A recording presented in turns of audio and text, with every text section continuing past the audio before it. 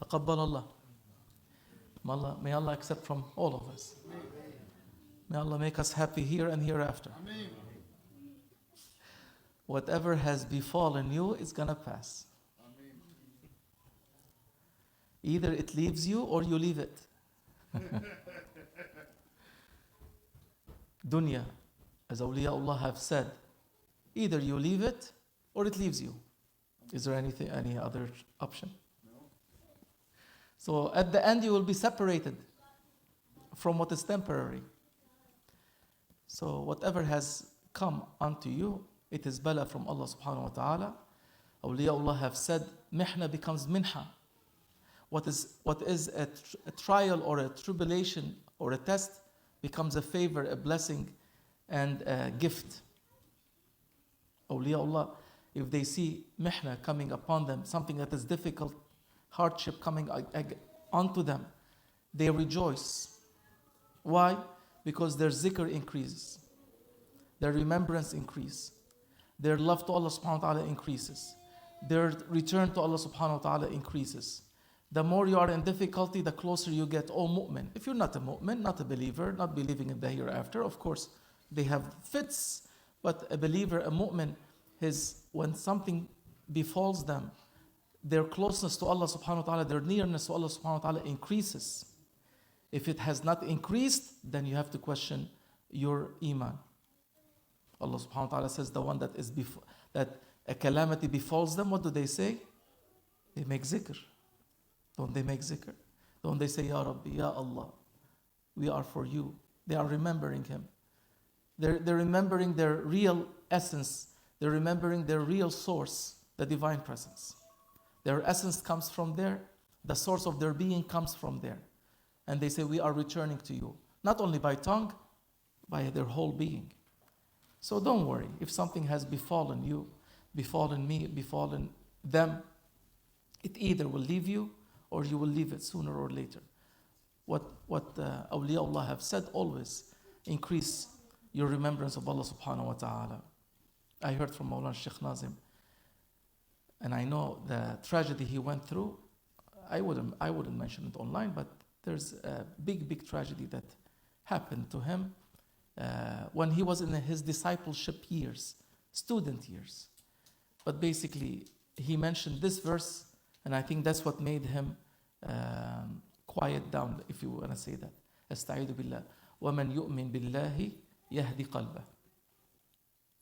What is the beginning of that ayah? There's a musibah there. ما أصاب من مصيبة إلا بإذن الله ومن يؤمن بالله يهدي قلبه. Whatever calamity befalls you, whatever disastrous thing befalls you or comes upon you, this is Holy Quran. Whatever musibat, calamity, something difficult comes upon you, it is except by the permission of Allah subhanahu wa ta'ala. إلا بإذن ما أصاب من مصيبة إلا بإذن الله. Whatever, ما أصاب, all, in general, whatever befalls humanity or human beings or mu'mins or non-mu'mins, individuals or groups or communities, it is only by the permission of Allah subhanahu wa ta'ala. How do we get out of that? He continues. وَمَنْ يُؤْمِن بِاللَّهِ يَهْدِ قَلْبَهُ. Mawlana Shaykh Nazim repeated that verse so many times. The one that believes in Allah subhanahu wa ta'ala, Yahdi, Allah subhanahu wa ta'ala will guide his heart, but Mawlana gave it another meaning. He says Yahdi comes from hudu, calms his heart. He makes his heart calm down. The one that believes in Allah subhanahu wa ta'ala, the verse says, وَمَنْ يُؤْمِنُ بِاللَّهِ يَهْدِ قَلْبَهُ. He guides his heart to the right path. But Mawlana Shaykh Nazim had explained it that whoever believes in Allah subhanahu wa ta'ala, when a musibah, a calamity, a difficulty befalls them, Allah subhanahu wa ta'ala will calm the believers in Him. Allah subhanahu wa ta'ala will calm their hearts. وَمَنْ يُؤْمِنْ بِاللَّهِ يَهْدِ قَلْبَهُ وَعَلَى اللَّهِ فَلْيَتَوَكَّلِ الْمُؤْمِنُونَ. I think that's how the verse ends. And upon Allah subhanahu wa ta'ala, let the mu'min rely. Wait until you see why did this thing come upon you. Our teachers, they teach us wisdoms. Others, I don't know what they teach. May Allah subhanahu wa ta'ala guide all of us to that tranquility and peace that is in faith, here and hereafter. Ameen ya Rabbi, Ameen. So be patient with your family. Patience with the family. Subhanallah, Rasulullah sallallahu alaihi wasallam has come not only to correct our outward acts, our outward deeds, but also to correct our inner states, inner conducts, inner behavior. Rasulullah sallallahu alaihi wasallam has said, and this is a very important principle in Islam, you have to take it, as Mawlana Shaykh Nazim used to say, put it as an earring. Of course, men don't wear earrings, but some are doing that. You leave them, whatever. But put it as an earring. What is that? The hadith. Rasulullah sallallahu alaihi wasallam, Sayyidina Aisha radiallahu anha, narrated that hadith. He said, إِنَّ الْمُؤْمِنِ لَيُدْرِكُ. The believer, لَيُدْرِكُ بِحُسْنِ خُلُقِهِ. The believer, by virtue of his good character, or by virtue of her good character, attains what? درجة قائم الليل وصائم النهار. A mu'min, a believer, by virtue of their good character, will attain the rank of one who stands in prayer during the night and fasts during the day. I cannot do that. Maybe the young ones do, but I am at an age that I cannot do that anymore. So what do I do? How do I reach that rank, that level of the worshipper at night and the worshipper during the day? By Husnul Khuluq, by good character. This is a very important nowadays. People have lost and forgot about good character.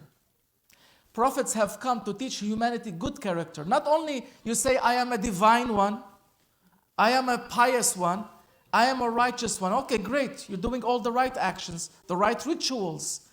It's a ritual. But how about your inside? Your inner character, how is it? So Rasulullah sallallahu alaihi wasallam is showing us that a person has rituals. Worship is rituals between a person and God. Right? Worship is rituals between a person and God. But worship is not that only. It's also a person, how he treats others. So basically you have a relationship to Allah subhanahu wa ta'ala, but you also have a relationship with people, with humanity that you live with. So Rasulullah sallallahu alaihi wasallam, he's teaching mu'mins, the ones that have followed him, and humanity in general, that you will reach, by virtue of your good character, you will reach the level of the one that stands up during the night in prayer and fasts all day long. That means a person that is constantly showing good character. Constantly showing good character. Like what?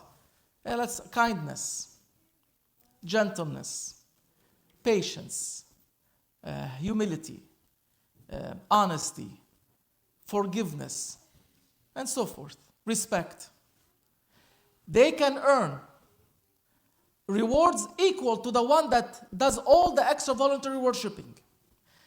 By a mu'min that is showing good character can earn rewards equal to the one that spend long hours in prayer and spend long hours in fasting. His night is all spent in prayers, and his evening, all of it is spent, his night in prayer and his day in fasting. So Rasulullah sallallahu alaihi wasallam is telling you, if you show good character, you will earn rewards equal to the one that fasts all day long and prays all night long. Again, we repeat the hadith. إن المؤمن لا يدرك بحسن خلقه درجة قائم الليل وصائم النهار. Is that easy to be a good one? To exhibit good character? It's not. You see people, mashallah, they're so devout, but they're harsh, they're rude, they're arrogant, they're cruel, they're dishonest. Ooh, dishonesty has taken over the world. Believe, nobody is looking there anymore. So a one can perform all the rituals, but a dishonest one, a cheater, a liar, a backbiter, a deceiver, what did we say?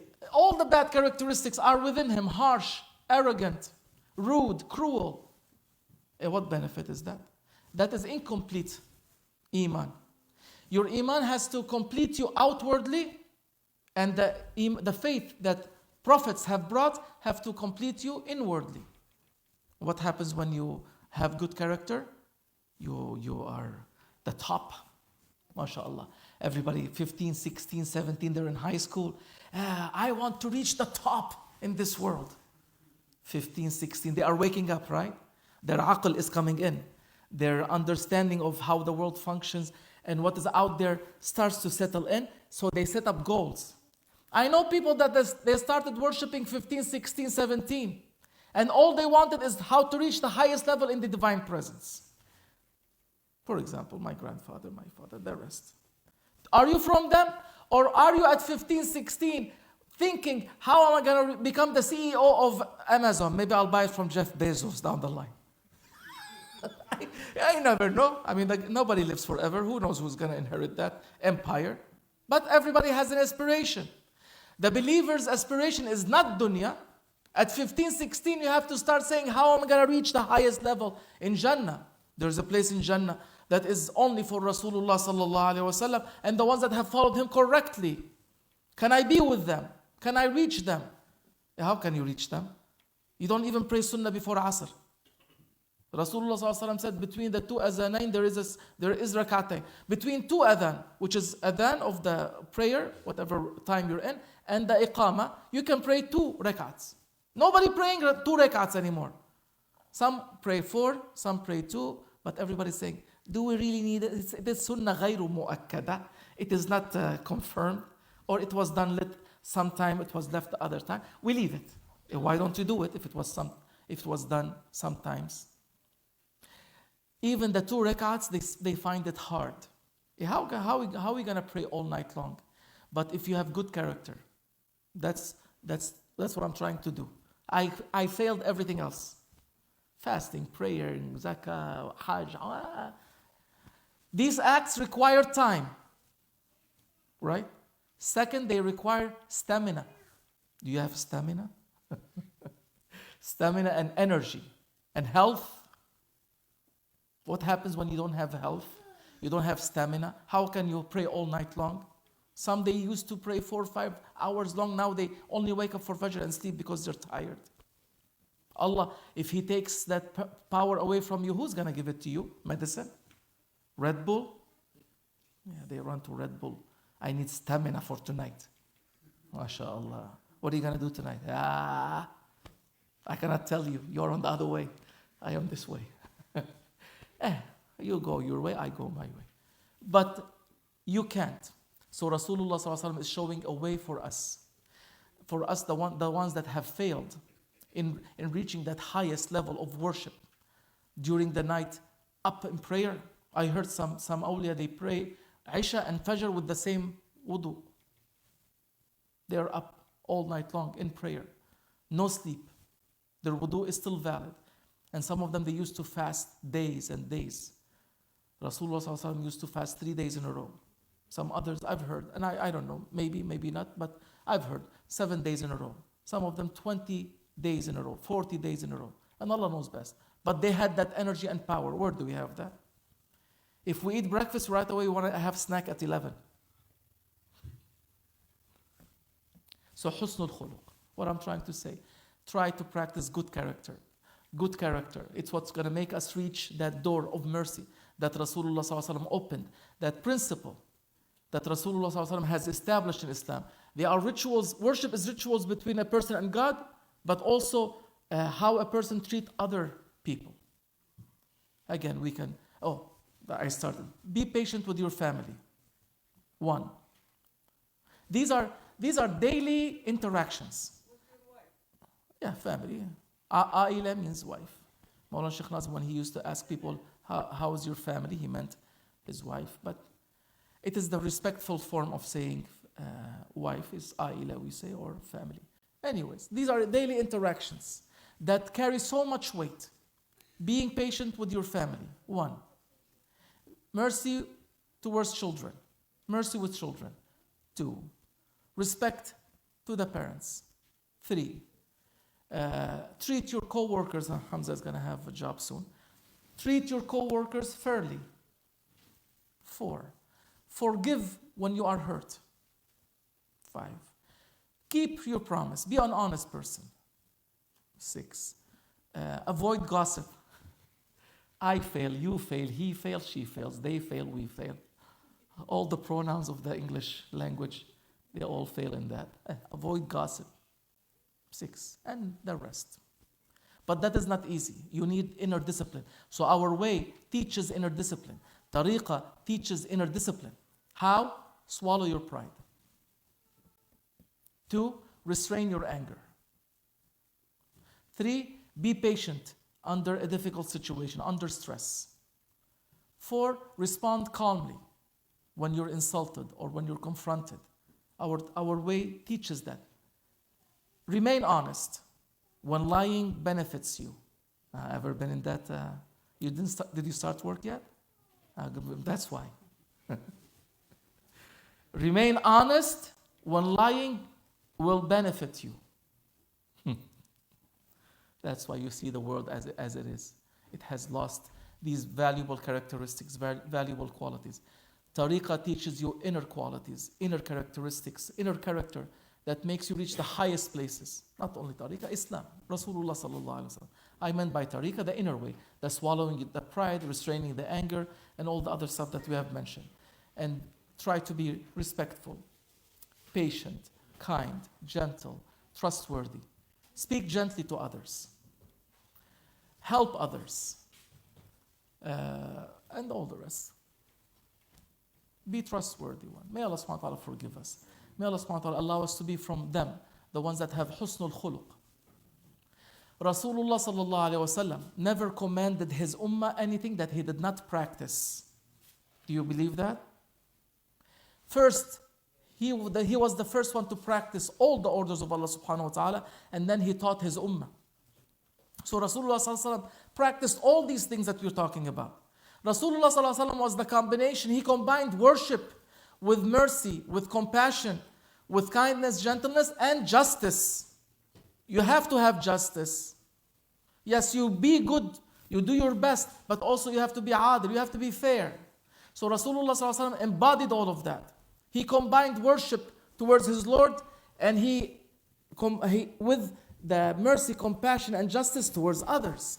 So Islam is rituals between a person and God, and acts between a person and other people. That's the perfect Islam.